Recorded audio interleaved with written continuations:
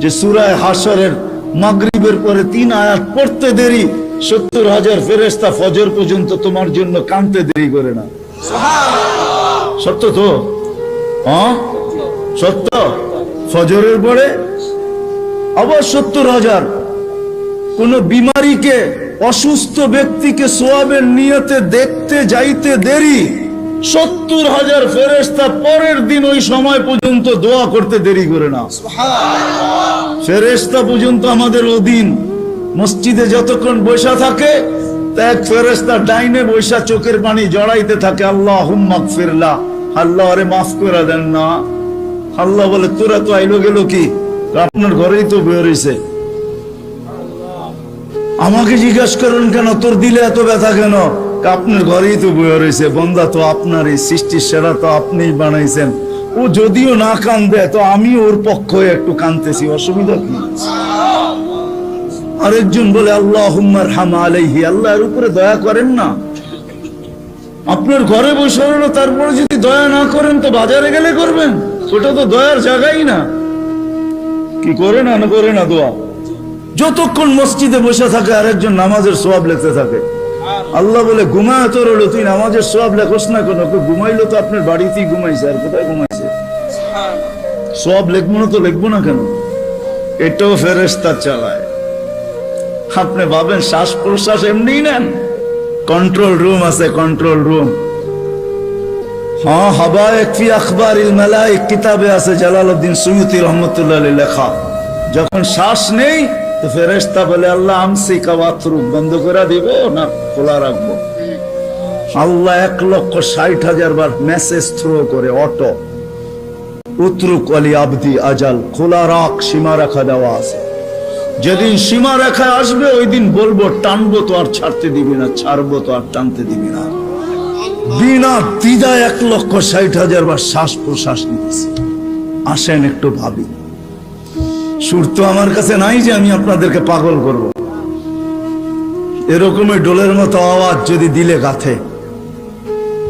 আসেন একটু ভাবি যে আল্লাহ চিনে কিনা, আল্লাহর কাছে পরিচয় পরিচিতির বৃত্ত কি। দুনিয়ায় তো পরিচয় পরিচিতির অর্জন করার হাজারো পন্থা আছে, হাজারো তরিকা আছে, হাজারো ভাবে মানুষ পরিচিত হইতে পারে, কিন্তু আল্লাহর কাছে পরিচিত হব কি দ্বারা? আল্লাহ আমাকে চিনবেন কিভাবে?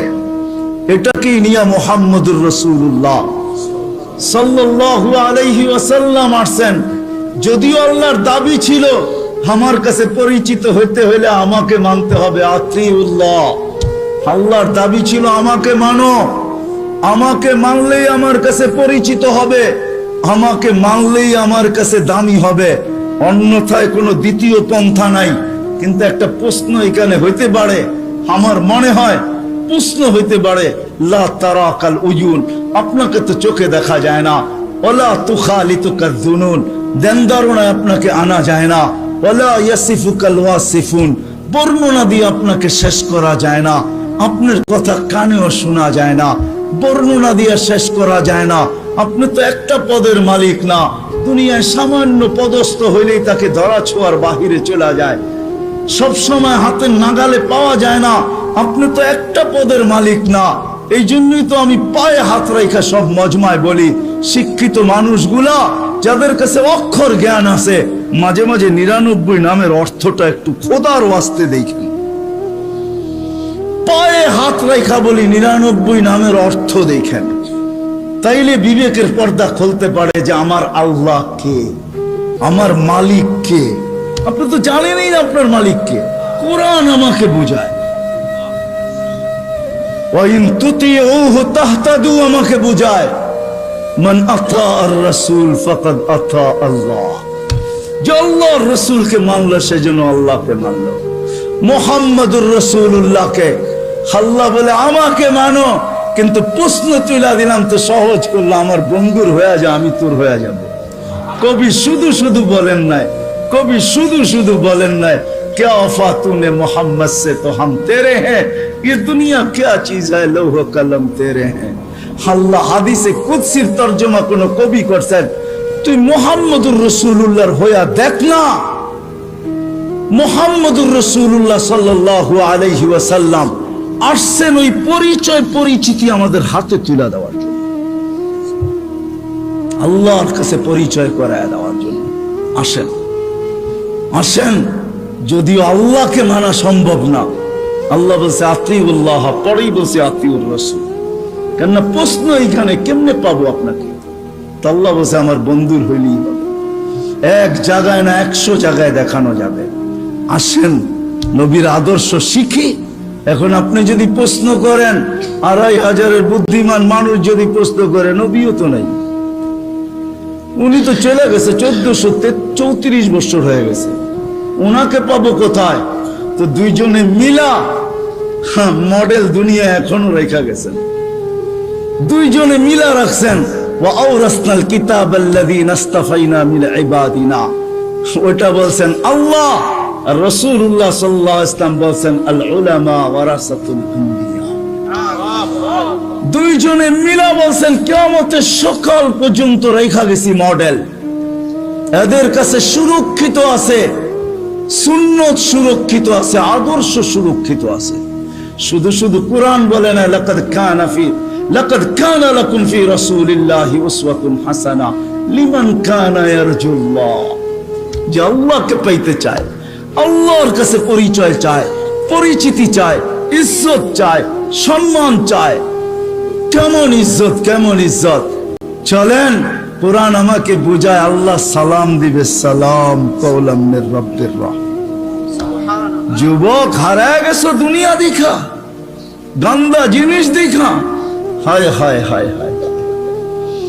অথচ তোমার যৌবন দিছিল এই জন্য মুহাম্মদুর রাসূলুল্লাহর তরিকা দ্বারা, আদর্শ দ্বারা তুমি যুবক, ওই যুবক হবে, জমিনে চলবে, আর আল্লাহ বলবে ইন্নী উবাহিল মালাইকাতা বিশাব্বিস সালেহ।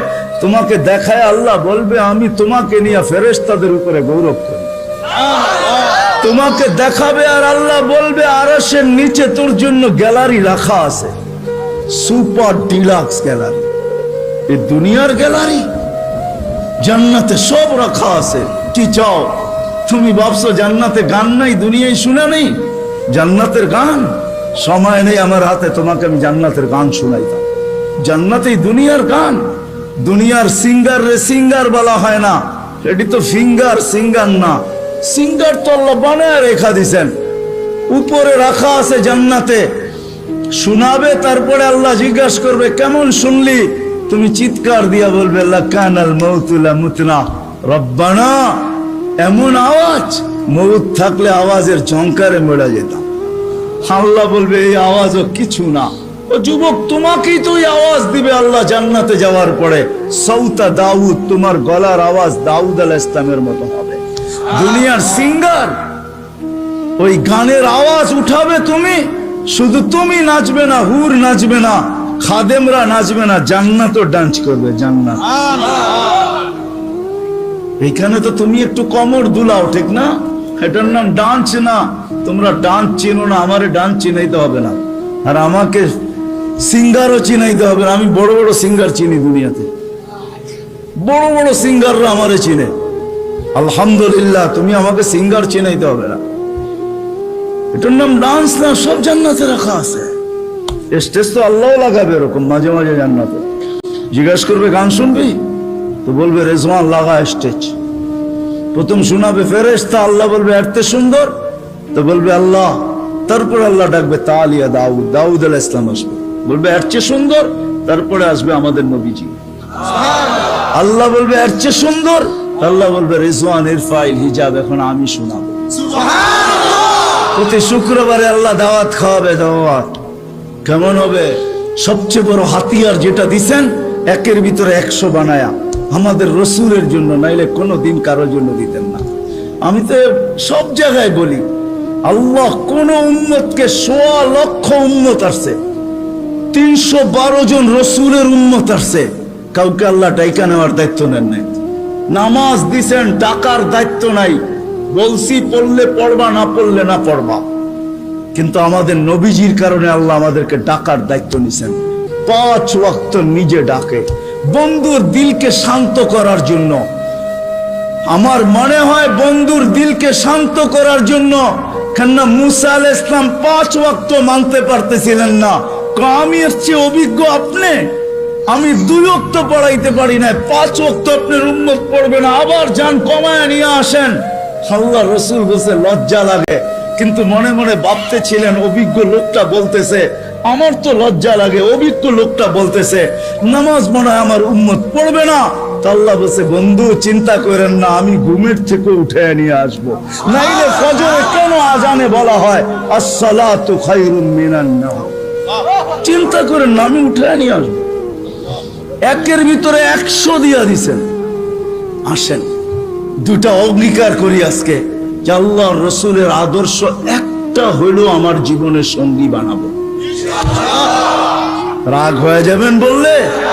হ্যাঁ, আমি তো বলি এই উম্মতকে দাঁড়িয়ে দিছিলেন জান্নাতে যাওয়ার জন্য, ক্লিন শেফের জন্য না। পায়ে হাত রাখিয়া দাঁড়িয়ে দিছিলেন জান্নাতে যাওয়ার জন্য। জান্নাতটা নবীর সুন্নত। কার? কার? আর যদি সাদা বানাইতে পারেন তাহলে তো কোনো কথাই নেই, কথাই নেই। নাহলে উলামা কোত্থেকে বলে মুহাদ্দিসে কাবীর মারা গেছে, আল্লাহ জিজ্ঞাসা করছে বুড়া কি নিয়ে আসছো? কিচ্ছু নিয়ে আসি নাই। খালি হাতে? না। তাহলে কি নিয়ে আসছো? সাদা দাড়ি। না শুনেন না ওস্তাদদের থেকে? আল্লাহ জিজ্ঞাসা করতেছে সাদা দাড়ি মানি? কেন আপনি জিবরিলকে বলেন না? জিবরিল আলাইহিস সালাম আমাদের নবীজিকে বলেন না? নবীজি ও আবু হুরায়রাকে বলেন না? আবু হুরায়রা অমুককে বলেন না? অমুকে অমুককে বলেন না? উনি আমাকে বলে নাই? সনদ শুনাইতেছেন, আপনি নাকি সাদা দাড়ি দেখলে লজ্জা পান। আল্লাহ আয়েশা দিয়া বলছে সবাই সত্য বলছে, আমিও সত্য বলছি, মাফ করে দিলাম। যাও। আমি তো বলি দাড়ি দিছে জান্নাতে যাওয়ার জন্য, ক্লিন শেপের জন্য না। দাড়ি ক্লিন শেপ করলে আপনি ইয়ং হবেন। রাগ হয় না, পায়ে হাত লাগে, রাগ হয় না। আপনারা আমাদের এই পোশাকের উপরে আঙ্গুল উঠাইতে পারেন, কিন্তু আমি সারা দুনিয়া ঘুরা বলি আজ পর্যন্ত কেউ আঙ্গুল উঠায় নাই প্রশংসা করা ছাড়া। আমার সমাজ আঙ্গুল উঠাইতে পারে, রিক্সাওয়ালা পর্যন্ত কাঠমোল্লা বলতে পারে, এই পোশাককে আজ পর্যন্ত কেউ আঙ্গুল উঠায়। দুনিয়ার এরকম কোন নামি দামি এয়ারপোর্ট নাই যেখানে আমি ক্রস না করছি। দুনিয়া আমাকে চিনে, এই পোশাকের আজ পর্যন্ত কেউ আঙ্গুল উঠায় নাই। বরং হাসতে আর বলছে তোর ড্রেসটা বড় সুন্দর। শুধু ড্রেস, অহংকারে বলতেছেন এরকম টুপি নিয়ে বলছে your cap is very nice, তোর টুপিটাও বড় সুন্দর। 4 থেকে 500 মাদ্রাসা আছে ছোট বড়। এই জন্যই তো আমাদের দেশ নড়ে চড়ে পড়ে না। আমাদের 2টা ডিফেন্স আছে, 2টা। একটা রাতের ডিফেন্স, যে ডিফেন্স দুনিয়ার কোথাও নেই। চ্যালেঞ্জ আমার সাথে। রাতের ডিফেন্স বোঝেন? 30,000-এর উপরে হেফজোখানা আছে যেটা রাতের ডিফেন্স। যারা 4টার সময় ওঠে, আপনি জানেন না ওই ডিফেন্স কত বড় ডিফেন্স। নিজামুল মাওলারে জিজ্ঞাসা করে দেখেন, অনেক পিছিয়ে আপনাকে চলে যেতে হবে। নিজামুল মাওলা যখন মাদ্রাসা বানাইতেছিল তখন বাদশাকে বলতেছিল, কেউ বুঝাইতেছিল এত মাদ্রাসা কেন বানায়? তো বলছে বাদশাহ দেশের জন্য 2টা ডিফেন্স লাগে, একটা দিনের একটা রাত্রের। দিনেরটা তো আপনি বানায়া ফেলছেন, সর্বরাইনের ডিফেন্স আছে, আমি রাত্রেরটা বানাইতেছি। আমিও বলি এই জন্য গত সোমবারের আগের সোমবারে ইন্দোনেশিয়ায় ভূমিকম্প আসছে 5.5 সুমাত্রায়। দেখেন কয়জন লোক মারা গেছে, এখন নেটে সার্চ দিলে পাবেন। 48 জন জায়গায় মারা গেছে, কতগুলো বাড়ি বিধ্বস্ত হয়েছে। বাংলাদেশে 5-6 বছর আগে 7.8 ভূমিকম্প আসছে। নেটে সার্চ দিয়া দেখেন আপনি দুনিয়ার কোন দেশে 7.8 ভূমিকম্প আসছে আর কোনো বিপর্যয় হয় নাই। চ্যালেঞ্জ, দুনিয়া যদি আমাকে দেখাইতে পারে, আপনার জুতা আমার গাল। বাংলাদেশ দেখাইতে পারবে 7.8 ভূমিকম্প আসছে 5-6 বছর আগে। 31st নাইটের পরের দিন রাত্র 5:05 শুধু একজন মারা গেছে, তাও লাভ, বিল্ডিং থেকে লাভ দেওয়ার কারণে, কিচ্ছু হয় নাই। 10 নম্বর মহাবিপদ সংকেত আসছে আমাদের দেশে, কিচ্ছু হয় না, কয়েকটা কলা গাছ পড়ছে। আমি ঢাকায় বসে বলতেছি না, ওই রাত্রে আমি পাথরঘাটা ছিলাম, পাথরঘাটা, যেইখান দিয়া বুলবুল ঢুকছে। আমাদের ইস্তেমা চলতেছিল, দুপুরে আমি বয়ান করে দোয়া করে শেষ করে দিছি। পাথরঘাটায় রাত্রে ফিরবো কি করে? আমি একদিন রাত্রে ছিলাম, 7-8টা টিন আমার মাথার উপরে ছিল, আমার সাথে 1-150 লোক ছিল। বুলবুলটা আমি আমার চোখে দেখছি, কিচ্ছু হয় না, একটা টিন একটু ব্যাকাও করতে পারে নাই। সকালে উঠা দেখছি কয়েকটা কলা গাছ রাস্তায় রাস্তায় পড়ে আছে। এটা হলো ওই দেশ যেই দেশের ভিতরে রাত্রের ডিফেন্স 100-এ 100, 30,000-এর উপরে হেফজোখানা। 1-150 পাওয়া যাবে শুধু 2,500-এ। রাত্রে 2:30টার সময়, 3-4টার সময় মাদ্রাসার ছেলেরা ওঠে হেফজোখানা, আল্লাহর কালাম পড়ে। কালাম এক ডিফেন্স এই দেশের দিয়া। রাত্রে 4টার সময় ঘুমান, আপনি কোত্থেকে দেখবেন? আমার কথা সত্যায়িত হবে যদি চোখ অর্জন করতে পারেন আর 4টায় উঠা বাংলাদেশের আকাশ দেখতে পারেন। এই জন্যই বাংলাদেশে আসে বিপর্যয়, আসে ফুটবল। দেওয়ালে যেরকম বল বাড়ি খায়া ডাইনে বামে যায়, আমাদের জমিনের সাথে টাচ খায়া ডাইনে বামে চলে যায়, নড়ে চড়ে পড়ে না। আমার বিশ্বাস যতদিন এই পরিবেশ থাকবে কোনো বিপর্যয় এই দেশে হবে না। এটা আমি বুকের উপরে হাত দিয়ে বলি, দুনিয়া কুইরা বলি। আমাদের রাতের ডিফেন্স 100% আছে। হাজারো আল্লাহওয়ালা এই দেশে আছে যারা রাত্রে মুসল্লায় পড়া পড়া চিৎকার দিতে থাকে, সবকো সোনে মে মজা, কিসি কো সোনে মে মজা, কিসি কো খানে মে, হমে মজা আতা হ্যায় তেরে আগে রোনে মে। এরা রাত্রে বিছনায় পড়া ঘুমায়। এই জন্য আসেন ওলামাদের থেকে শিখি। দুটা, একটা ওলামাদের থেকে শিখবো, আর একটা হলো 5 ওয়াক্ত নামাজ ছাড়বো না। রাজি? পাক্কা ওয়াদা? আল্লাহ রসুলের জিন্দগি শিখবেন তো? পাক্কা? নামাজ ছাড়বো না? পাক্কা? যদি হয় তাহলে হাত ভালো মতো উঠান, নাইলে উঠান। আল্লাহ আমাদের নামাজের মুহতাজ না।